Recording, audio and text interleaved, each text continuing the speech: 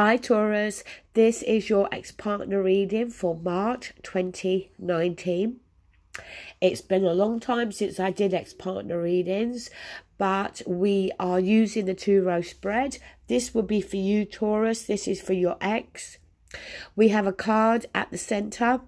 We're going to look at the card at the bottom of the deck, and I have pulled you a card from Whispers of Love.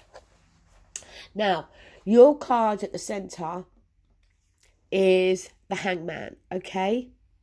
So this is a card that talks about being in suspense. No, sorry, not suspense. Being in limbo, sorry. I don't know why I said that actually. Maybe one of you is in suspense. I don't know. Being in limbo, taking no action. Now look, it could be here to suggest that both of you feel this way. It could be here simply to say that neither of you have been able to move on completely since this breakup, okay? That you know, you're not over each other, or you're not over the hurt, whatever.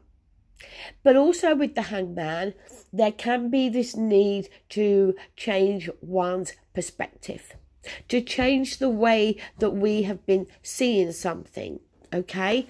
And sometimes in order to do that, we do need fresh insight. Now, the card that you've got for your present, Taurus, is the Ten of Swords. Now, the only good thing about the Ten of Swords is we know that the worst is over, that is coming to an end. It's in your present position, so we're not quite there yet. We may still be feeling, you know, that negative energy of the Ten of Swords. Is feeling very let down by somebody, stabbed in the back. Sometimes it can be harsh words have been said about us. But, you know, whichever way you describe the Ten of Swords, it's painful energy, okay? And quite often, you know, they say that you can't get any worse than the Ten of Swords. The only way to go after the Ten of Swords is up, okay? Now, on their side, they have the Queen of Pentacles. This is suggesting to me that this is you, Taurus, okay? Maybe for some of you, you was in a relationship with another earth sign, another Taurus, a Capricorn or a Virgo, but I don't think so. I think this Queen of Pentacles is talking about you, and I don't care about the fact it's Queen or King, okay? That doesn't make any difference. So, again, as I said with this Hangman, being in limbo, still very much thinking about each other, or them thinking about you, because this I feel is you in their present. So them still thinking about you. Now, in terms of what you're both thinking, feeling, or actions to be taken, we have the Three of Cups on your side. Three of Cups often can be our social network. Quite often, it can talk about our friends. There can be a negative aspect, though, sometimes with the Three of Cups, where it can talk about gossipers. You know, is it the case, Taurus, for some of you, that either your friends or your ex's friends have in some way influenced what has happened between you, have kind of tried to muddy the waters a little bit? They may have done it with the best intentions, but nonetheless, what they have done has had a negative impact. That definitely could be the case here for some of you. Some people say Three of Cups can often talk about a third-party interference. Yes, sometimes it can. Maybe that is the case here for some of you. But again, I don't feel that. The Three of Cups also can be an energy whereby we think of the other person, or maybe we should think of the other person as just a friend. That really we know deep down it can't be anything more than that. Now, on their side, they have the Six of Cups. This is reminiscing. You see, the more I think about that hangman, the more I feel that energy is more directed towards them, okay? But the Six of Cups is an energy of reminiscing. It's an energy of looking back at something, at a time in our life with a particular person, when things were happy, the good times, okay? So they're still thinking about you. They're not over you completely. Then we move down on your side, Taurus. We get the Eight of Swords. So you've got the 8 and you've got the 10, okay? The only thing you haven't got is the 9, thankfully. But anyway, the 8 is that mental imprisonment. It's keeping ourselves stuck. We can easily move away from this. Those swords are not keeping us pinned to this situation here. But it comes from a place of fear. That we are fearing moving on. We're fearing taking any action, okay? Then you have the Three of Pentacles. Three of Pentacles, if we think about this card, with the Three of Pentacles, you have the craftsman. But then you have the man and the woman in the Rider-Waite Tarot who are showing the craftsman the plans. The plans they've made together. You know, is that what's keeping you stuck, Taurus? Is it because you and your ex made plans together? Plans that, you know, were to do about your future. Maybe living together, becoming engaged, talking about getting married, starting a family, whatever it is. And is it the fact that these plans were made that, you know, on some level, it makes it very difficult for you to be able to move on and move forward here?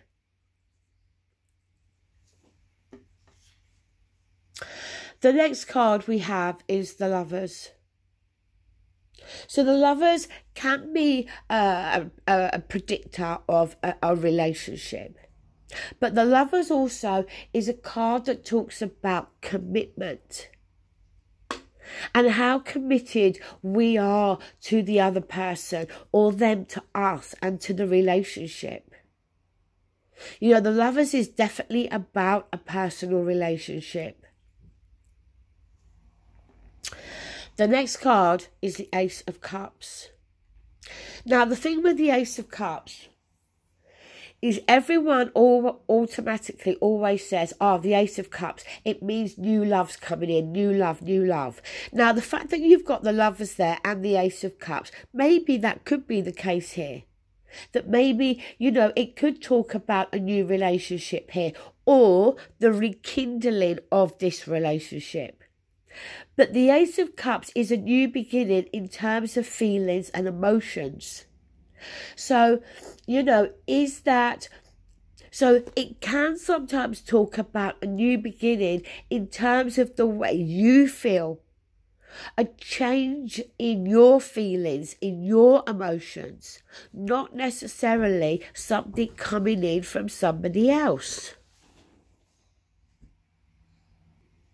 Sorry, Taurus. There was a disturbance, so sometimes these things happen. So the Ace of Cups could very well talk about a change in you, okay? But for some of you, yes, rather than a new relationship, it could talk about the rekindling of this relationship. Now, on your ex's side, they have the Nine of Wands. And this this card, funnily enough, came out in the Aries ex-partner reading, and it also come out on the ex-partner side in the same position. But the Nine of Wands, it's forewarned, forearmed.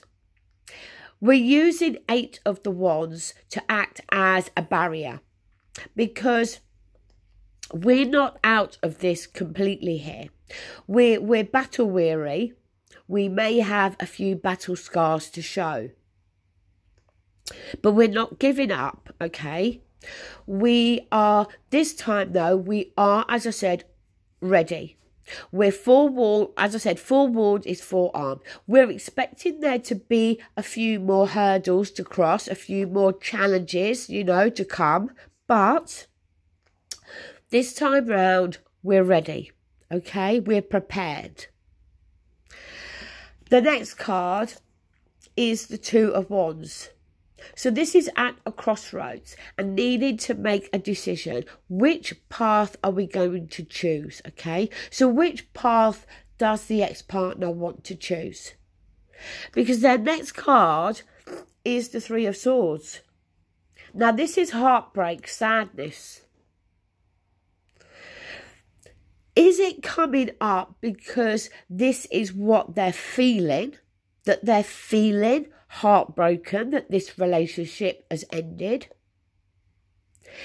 Or is the Three of Swords showing up because they know that one of the paths in that Two of Wands is going to lead to heartbreak and sadness? The last card they have is the Chariot. Now, the Chariot is victory and success. But head and heart have to be on the same page. They're the ones in the driving seat with the Chariot. And the Chariot, you know, is zooming off, can zoom off in a new direction. But as I said, head and heart on the same page. So they're going to make a choice here with that Two of Wands. And presumably the path they're going to choose here is a path that's not going to bring them that heartbreak or sadness. Why would you choose that path? But it is a path where their head and heart are going to be on the same page. Now, the card at the bottom of the deck, if I can get to it, is the Page of Wands. Now, this is page often messages coming through, okay? And the thing with the page is it's very much at the early stages. It's a very similar energy to the Fool in terms of the passion is there, the excitement is there. You know, we might be all fired up and raring to go, but we don't exactly know where we're going. We don't know how things are going to work out, where all of this energy is going to lead us. But we know that we're ready and we know that we want to do this, okay? Now, the card from Whispers of Love, again, strangely enough, is the same card that Aries got. And it is love who you are. You are a divine and wonderful person, deserving all of the wonderful things that life has to offer. So Taurus, you know, this could be a message here for both of you or indeed just for you, okay? But, you know, the message is about loving who you are, okay? If we love ourselves, then, you know, because I always feel if we don't love ourselves, how can we expect somebody else to love us? In terms of reconciliation here, Taurus, there is a good possibility that in this month of March, if not actually getting back together, then I do feel the idea is definitely going to be there, whether in you or whether in just them, but I would definitely not rule out the possibilities here of the two of you at least starting to think and then maybe communicate about coming back together. The Chariot, though, as I said, on their side, it is victory and success. They've got to be careful about which path they choose. But I do feel, Taurus, I really do feel that the path they're going to choose is a path that's going to lead them back to you. Okay, that is your reading. I hope you enjoyed it. Thank you and take care. Bye.